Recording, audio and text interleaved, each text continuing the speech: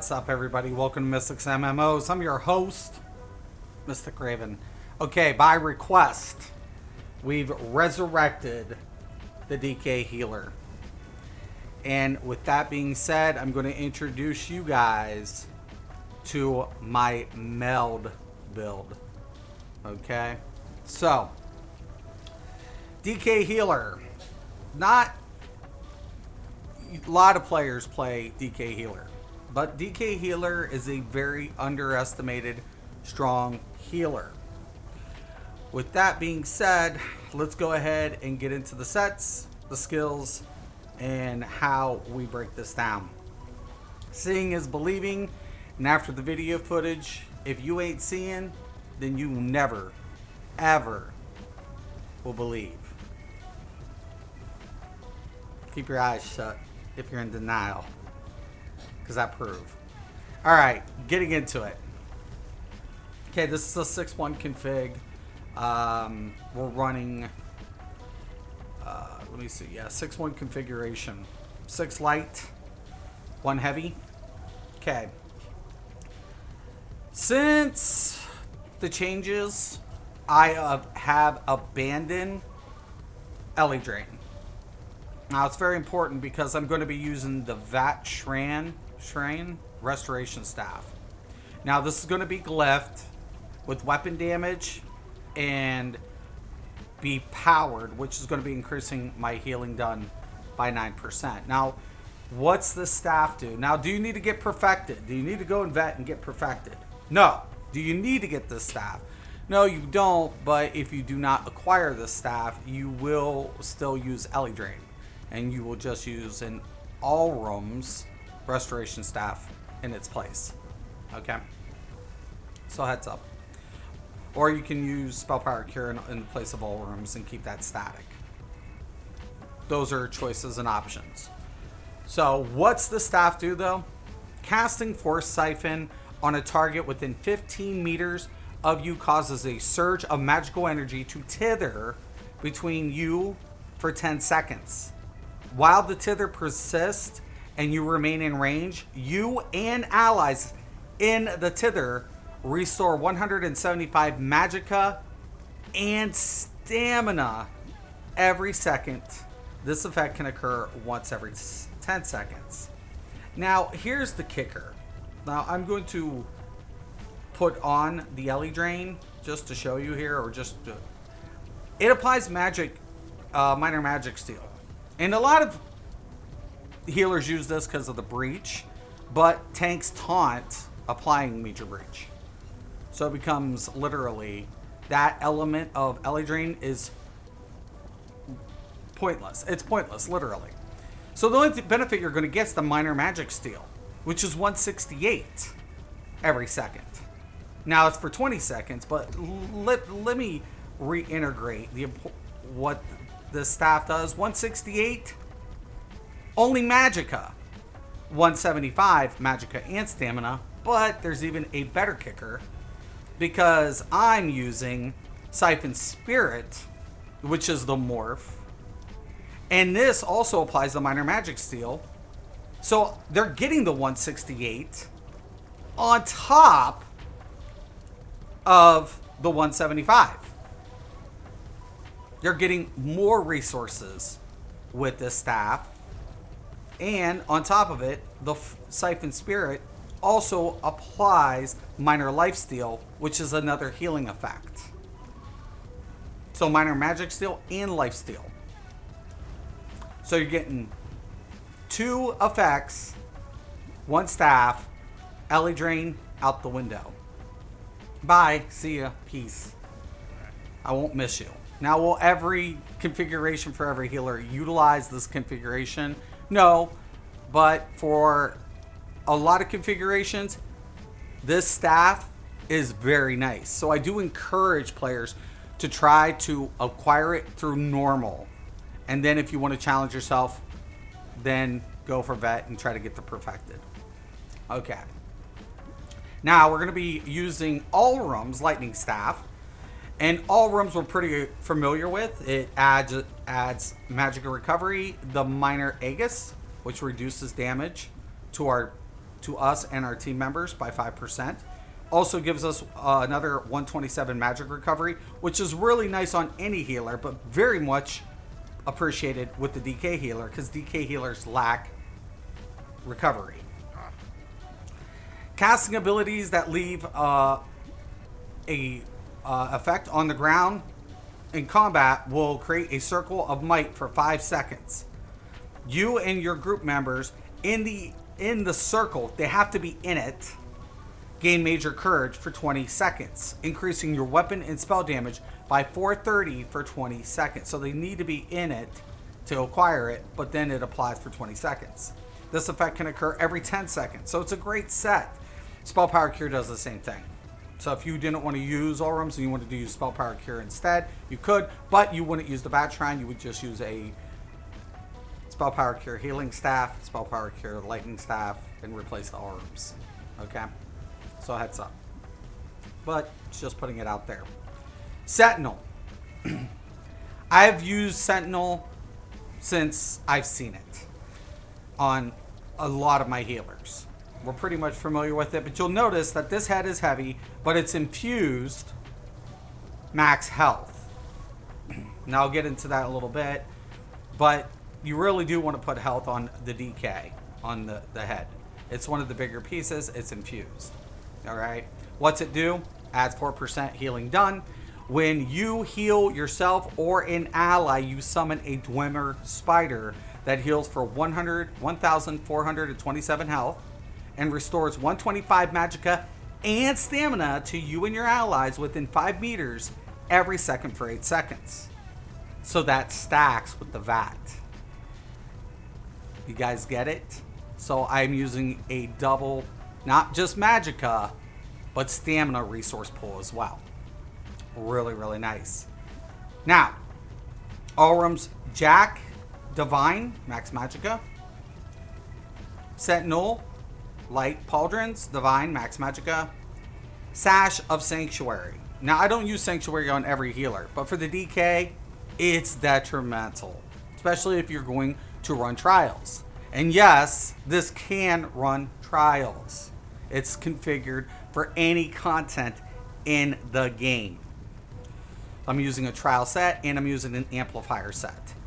So I'm getting max health. The reason I don't typically use Sanctuary on a lot of configurations is because of the health. A lot of my healers don't need a lot of extra health, but for the DK, it benefits the shielding system that I apply to my group members.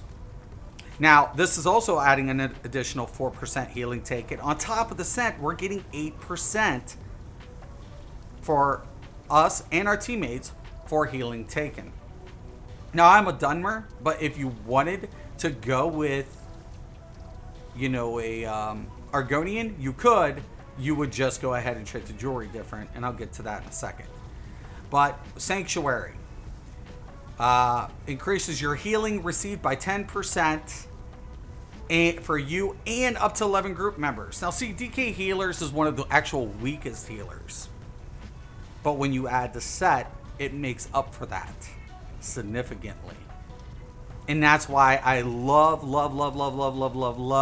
Sanctuary on a DK healer. It brings it up to par. And it shines like no other set for a DK healer. I promise. Now, Gloves of Sanctuary Divine, Max Magicka. Allrim's Breeches Divine, Max Magicka. Shoes of Sanctuary Divine, Max Magicka. So the only health I have is on the head. The rest is Max Magicka. Necklace of Sanctuary, Arcane Recovery. Very important. We're going to keep recovery. But we have Allrim's Ring infused, Max Magicka Recovery, and another recovery.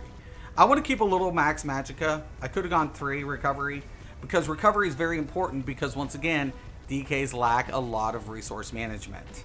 So it's very important to infuse 2 and keep 1 Arcane so you get that pull towards your Max Magicka, thus increasing healing capabilities. Okay. Now, let's go ahead and get into the skills, and I'll start explaining this. I already went over Siphon Spirit with the Vat Shrine. No Ellie Drain necessary, double effect. It's a win-win. Healing Springs, no-brainer. Combat Prayer, it's usually the staple for most healers. But here's the deal, Igneous Shield. Now, I kept the health on the head. Why? Because this scales off my max health. Now, it is lower than a tank's, but it's the idea between healing for a DK is shield, then heal. Why? Because we're going to shield them for 2,494. Our shield is 6,238, but we get our major mending, so we shield, we apply the heal. We're going to keep the inner light on this bar, giving us an extra 5% Max Magicka, which scales our 3 healing effects, and then, of course, our aggressive Warhorn. On the Lightning Staff, we're going to use the Obsidian Shard. Now, you can put Obsidian Shard right here to amplify its healing effects due to the inner light, but for rotation purposes, I much prefer the Igneous Shield on this bar, but if you want to switch to amplify, please feel free to do so. Obsidian Shard, we deal 1,200 26 flame damage and cause the rock to explode, splashing magma around. Now, consequently, in when you cast, okay, same thing with this. Also, if you cast Ultimate, you get resources back. Very important during Warhorn. Where is it? I think it's in Ardent Flame. Alright. Increase the damage. Okay, when you apply burning to an enemy, you restore 500 magicka. When you apply poison, you restore stamina. Now, if you wanted to glyph your staff with the chance, and I do mean chance, of the burning status effect to get extra resources, you could do that. But I would rather just get the extra healing and then weave up.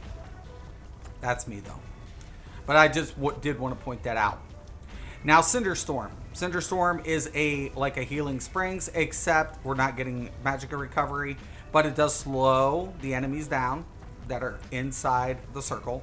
So it does cause a slowing effect by 70%, but it heals us and our allies 2,248 every second.